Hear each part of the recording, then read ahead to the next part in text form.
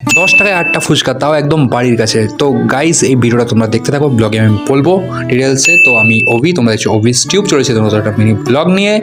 তো সকালবেলা বাড়িতে ভালো লাগছিল না, তো একটু রোদ্দুর পোয়াতে গেছিলাম, সাইকেল চালিয়ে চালিয়ে একটু ঘুরে আসলাম, পুরনো স্কুলের রাস্তা দিয়ে একটু ঘুরে আসলাম, ভালো লাগছিল না বাড়িতে।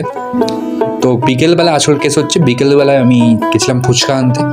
তো যারা সামনে থাকো জানো যে আমার বাড়ির পাশে চণ্ডীতলার দিকে 20 টাকায় বা 10 টাকায় অনেকগুলো ফুচকা পাওয়া যায়। আগে 10 টাকায় 10টা পাওয়া যেত, এখন 10 টাকায় 8টা পাওয়া যায়, দুটো দোকান।